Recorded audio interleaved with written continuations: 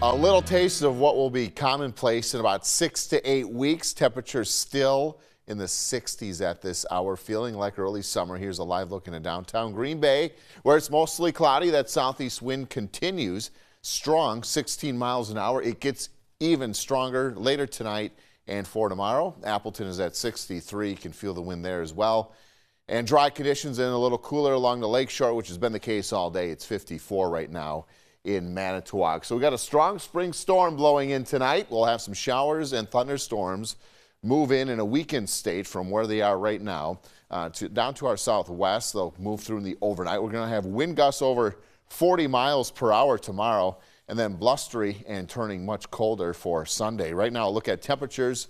Pretty warm out there. 47 up in Iron Mountain, 45 on Washington Island. Some of the cooler readings, and of course near the water.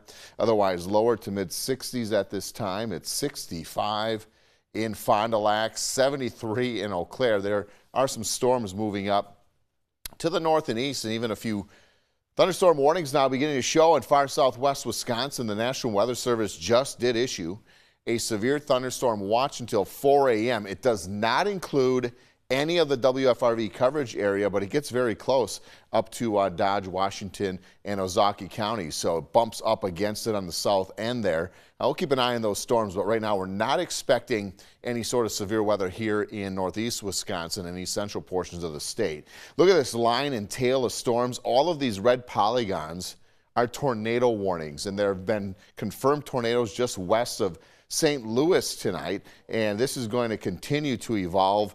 We're not going to be into this rough part of the weather, but we at least get this rotation up of the storms just to the south of that warm front here tonight. Severe weather risk for tonight anyway, well down to our south in terms of where we're expecting the worst of it. And then tomorrow it shifts farther south and east away from us, but this is going to be a potential large tornado outbreak tomorrow. In fact, it's going to come in two waves, one late tonight and then another as we head through tomorrow. So anywhere from about Jackson, Mississippi, up towards Birmingham, Alabama, Tuscaloosa, anywhere in between. We're going to be hearing a lot about this potential over the next 12 to 18 hours or so. Locally, midnight to about 6 o'clock tomorrow evening, that's when this storm will be felt the most. Expect that line of showers and thunderstorms, though, tonight. Severe threat is low. That's the good news, but wind gusts out of the south at about 40 to 50 miles per hour. That means we all of a sudden have an ice shove threat on the north end of Lake Winnebago. Notice those storms really begin to fizzle outside of an isolated shower or thunderstorm here tonight. And as they continue to wrap up, if they do intensify, it would be in the form of some downpours and maybe some small hail. And then into early tomorrow morning, we're just left with some breaks in the clouds until the clouds fill back in. Now, this wind field is massive. Notice as we head through tomorrow, we're going to have winds the strongest out of the southwest at 40 to 50 miles per hour in the afternoon.